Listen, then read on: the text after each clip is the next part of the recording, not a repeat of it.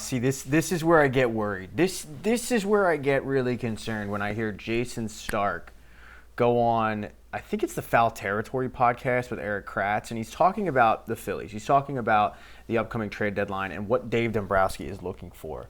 And he says that his ideal package to acquire would be Duran, the Twins closer, and center fielder Byron Buxton. And I just go, no, what are we doing? What are we doing? Byron Buxton is a really good player, but I've never understood the fascination with Byron Buxton and the Philadelphia Phillies. It seems like for the last 3 deadlines, Byron Buxton's name has been bandied about, whether it be the press, fans. It's like they're clamoring for this guy that they seem to know nothing, fans-wise, they seem to know nothing about. My concern with Byron Buxton isn't the fact that he's bad. He's not. He's a really good player. I mean, he's hitting .292 this season. He's on pace to have what looks like to be a career year. He was an all-star, and I think that alone will get fans excited. My concern with Byron Buxton is the fact that he's in, year 10 of his career? Do you have any idea how many times he's played in over 100 games? I'll give you a second. Twice. 2 times he's played in over 100 games.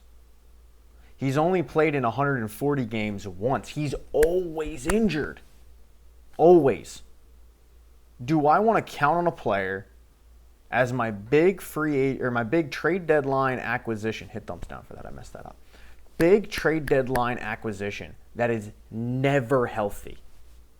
I don't. I'm not saying that I want that. I'm not saying it's late and my anxiety's like way up. I had a bad situation on my other YouTube channel where like I got hit with a bunch of copyright, so like I'm a mess. But I'll try to power through this one. I would rather have Byron Buxton than Brandon Marsh. Like I am so done with Brandon Marsh, and if you followed any of my videos on the Phillies, like you know how done I am with Brandon Marsh. I'd rather have Byron Buxton over Max Kepler. I'd rather have Byron Buxton over Johan Rojas. He's a really good player. It's literally just he cannot stay healthy. And when he's 30, am I going to expect him to miraculously hit the fountain of youth and get healthier? No, I'm not. I think he would do really good in Citizens Bank Park. Hitting-wise, I think he'd be great. I think when you look on paper, he is exactly what you want for many, many reasons. There's just the one reason that continues to haunt me, and it's health. And when you've got a guy like Byron Buxton, who the price is probably pretty high right now, if you're the Minnesota Twins, why wouldn't it be? But when you've got that guy and you're looking at the Phillies and you're looking at trading Mick Abel, Gene Cabrera, Gabriel Rincones Jr., they're not going to trade Adam Miller for him.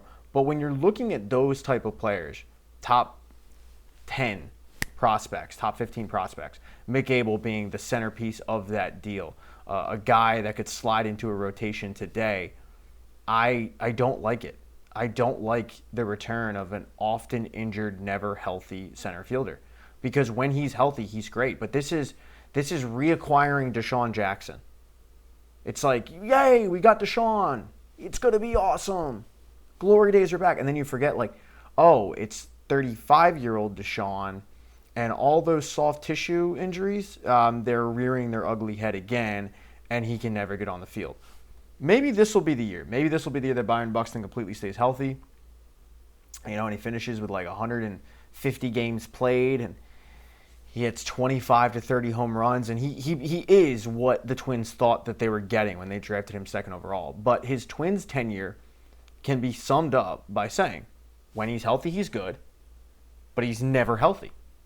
And you can't count on that.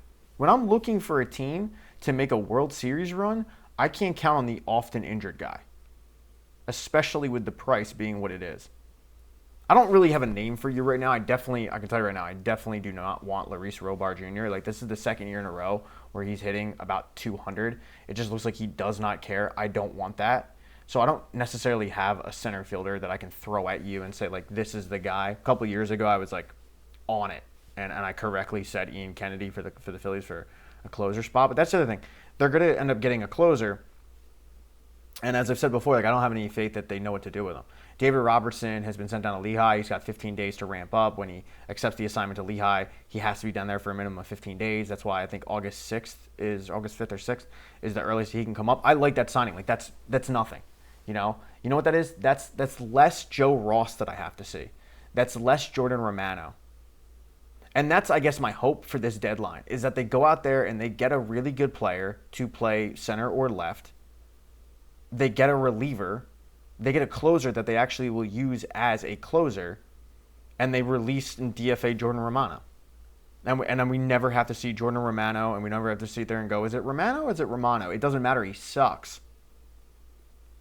He's poop water. I mean, we are in late July at this point. That dude's ERA, whoo, it's way up there. So, I got a little concerned when I saw the report from Jayson Stark. He's as clued in as anyone, especially with the Philadelphia Phillies. Like, that dude has more insiders in that ballpark than you can imagine. And if he says it, you take it to the bank. And maybe this ages poorly. Maybe they go out there and they get Byron Buxton and he stays fully healthy and they win a World Series and he's a huge part of it. You know what? I hope that happens. I really do. Because at that point, no one will care what they gave up. No one will care about the other players they could have acquired, including me. But as I sit here today on July 22nd? 3rd?